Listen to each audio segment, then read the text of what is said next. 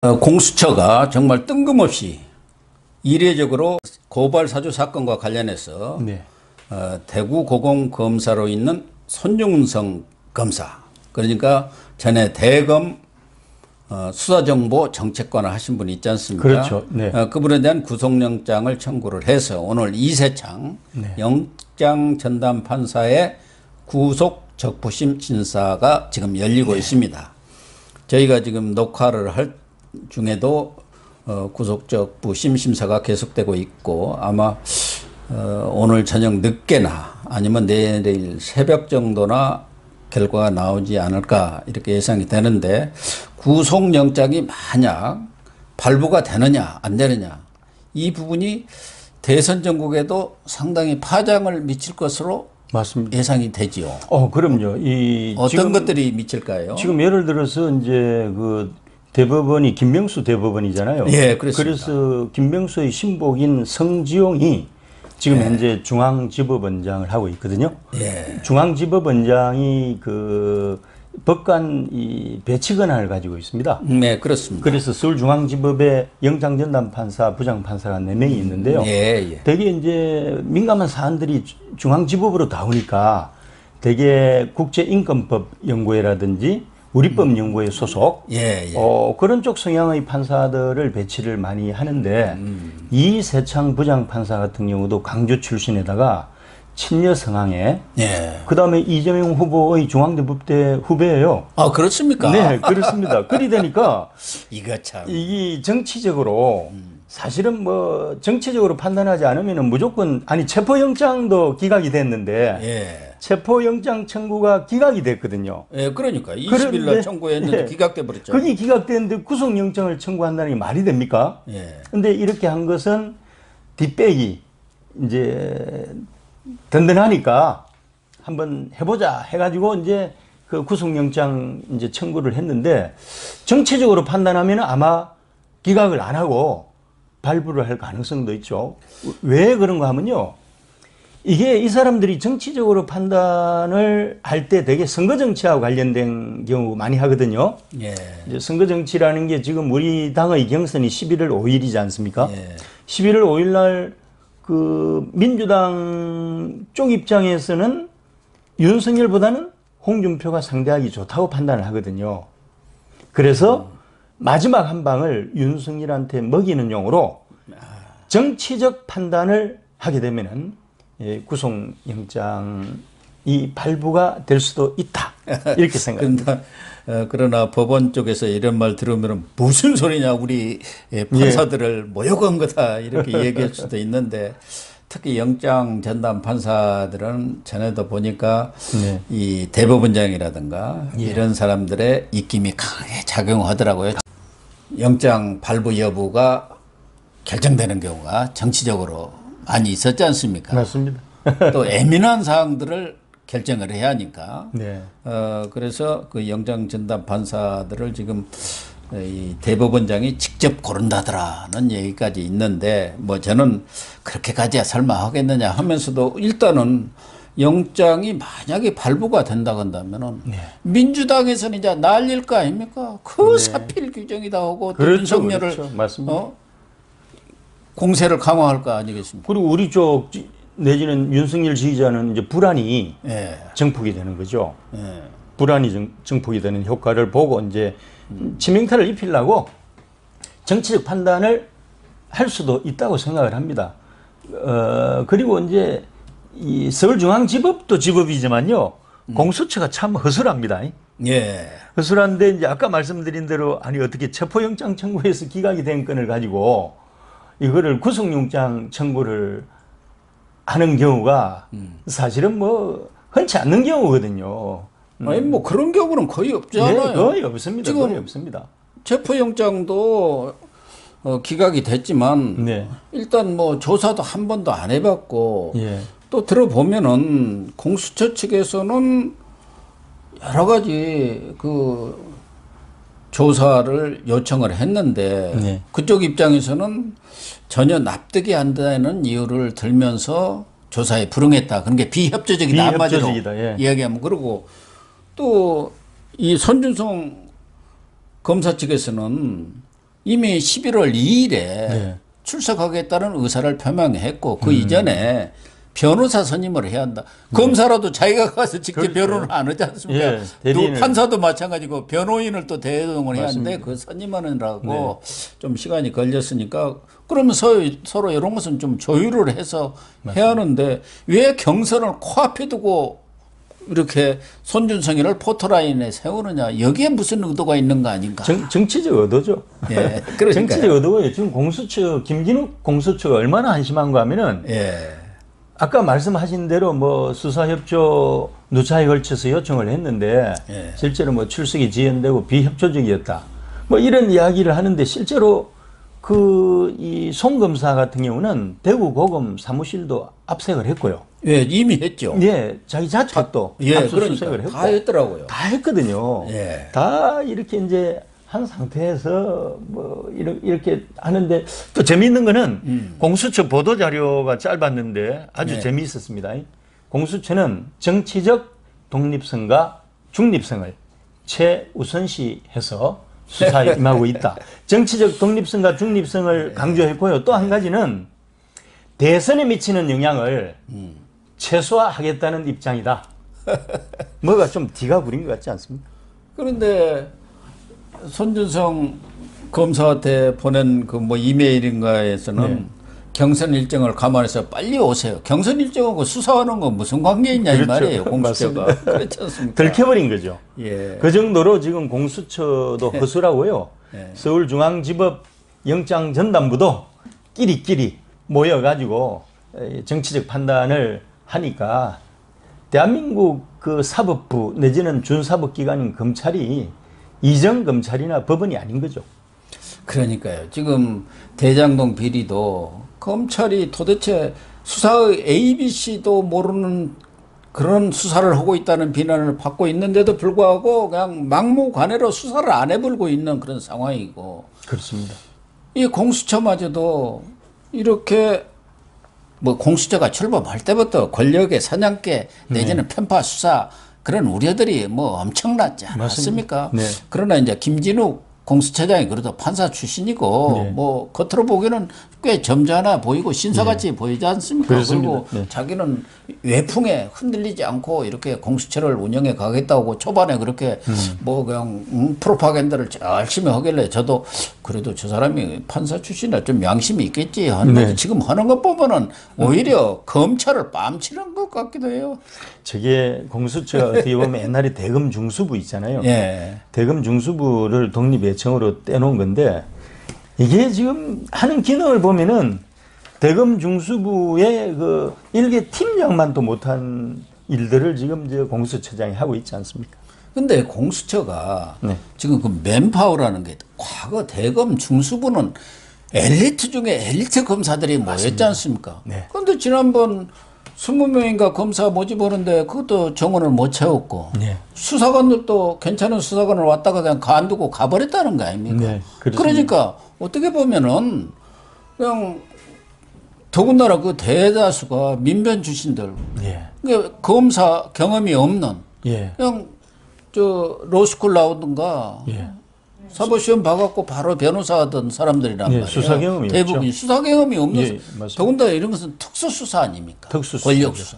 그런 경험이 전혀 없는 어떻게 보면 조무래기 검사들이 모여갖고 수사를 하다 보니까 이게 파출소 수사하고 비슷하다는 거 아닙니까? 일이 안 되는 이유 중에 하나도 쪼매리기들 놓고 하니까 일이 또 안 되는 거기도 하죠. 그런 것도 같습니다. 맞습니다. 그런데 어쨌든 지금 이 상황을 보면은 이 손준성 검사를 이렇게 무기력 다짐으로 구속영장까지 청구한 것은 윤석열과 엮으려는 것 아니겠습니까? 고발사주라는 게 뭡니까?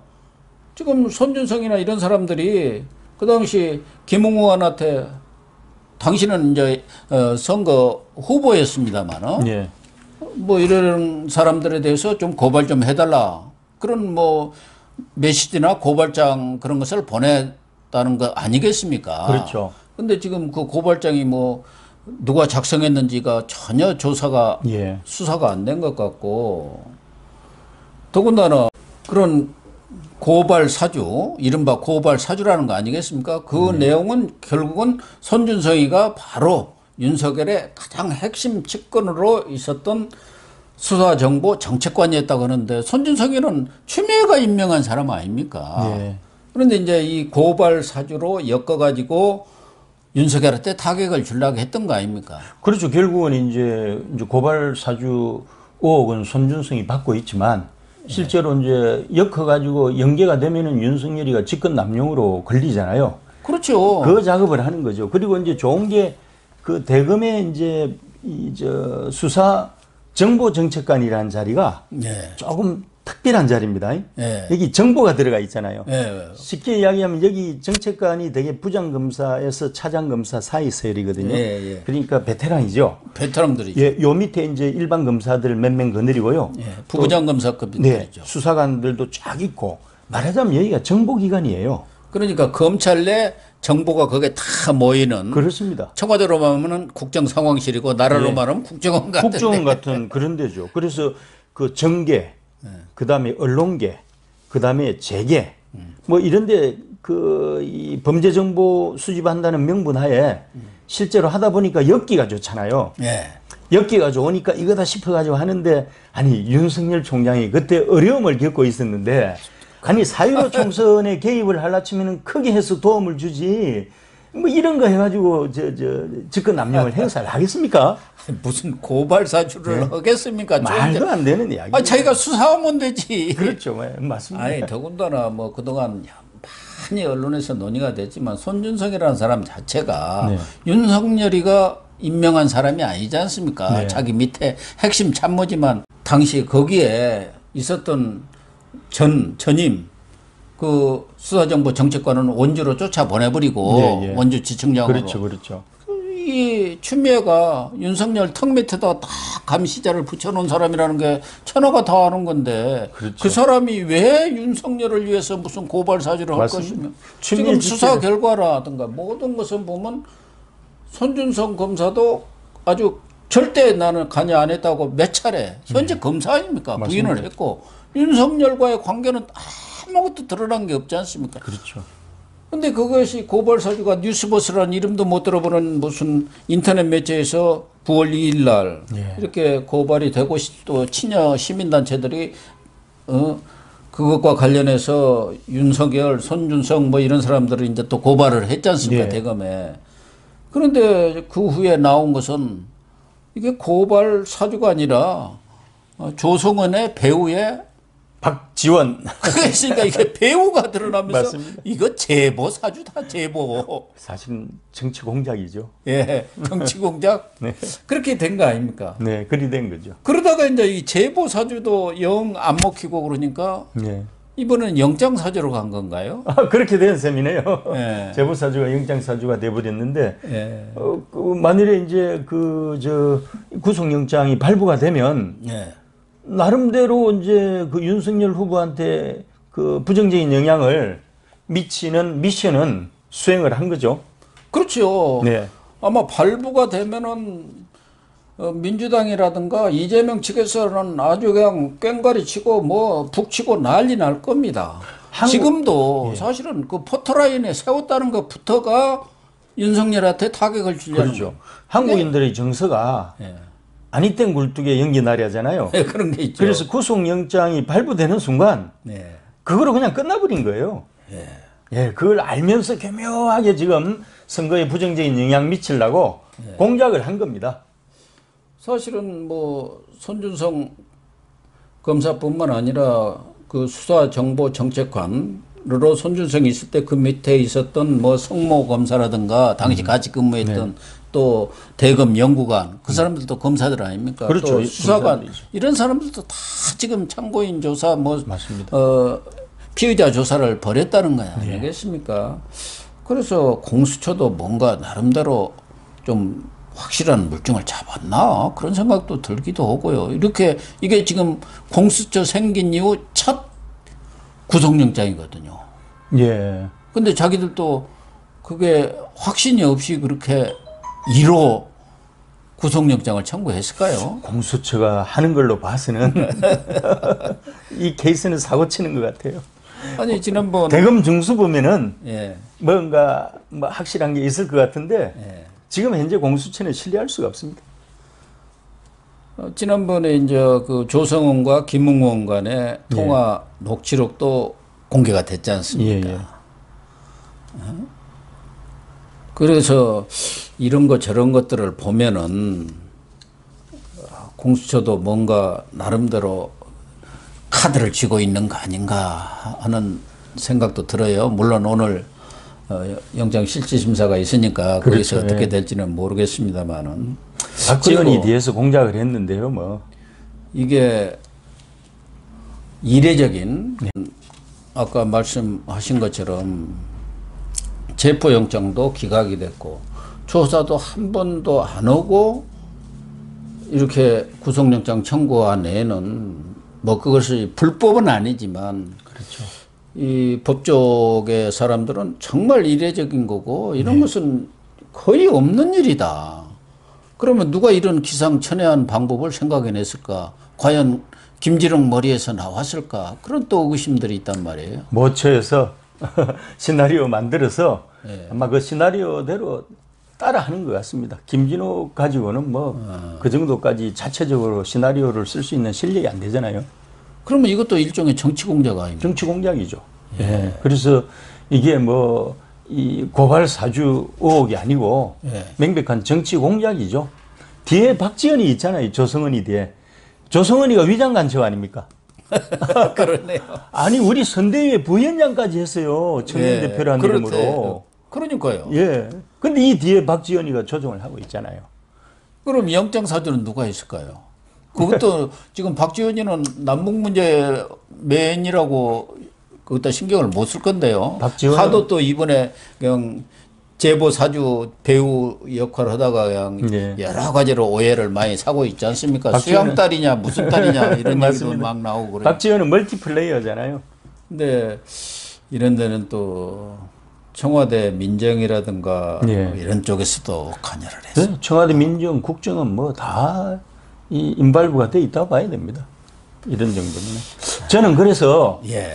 저는 그래서 영장이 발부될 가능성에 좀 중점을 두고 있습니다. 아, 그래요? 말도 안 되지만 결국 11월 5일 날 우리 경선을 타겟으로 해서 미션이 나온 거거든요. 그래서 충분히 이 정치 검사들이 아니 정치 판사들이 충분히 사고 칠 소지가 있다고 봅니다.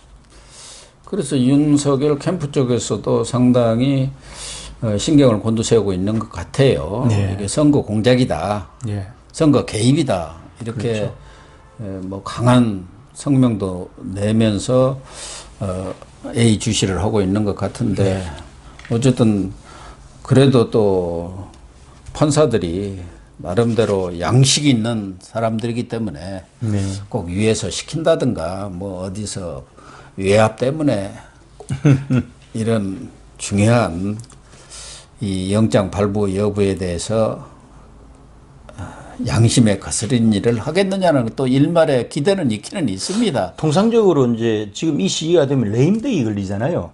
그래서 이제 판사들도 이제 처음에는 충성하다가 제갈 길 가거든요. 근데 지금은 문재인 정권은 현재까지 레임덕이 없잖아요. 그리고 실제로 사법부하고 검찰을 거의 장악을 해버렸기 때문에 또 우리법 연구회 후신인 그 국제인권법 연구회 멤버들 있잖아요. 거기 소속된 판사들이 뭐 그 300명에서 요 최근에 뭐 한 500명까지 됐다는 이야기도 있고 수백 명이잖아요. 이 사람들의 결속력은 그냥 민변 이상입니다. 민변 이상입니다. 그래서 오늘 뭐 자정전으로 해서 결과가 나오겠지만은 기추가 주목이 되네요. 그렇죠. 어쨌든 결과를 좀 기다려 보시죠. 그렇게 하겠습니다.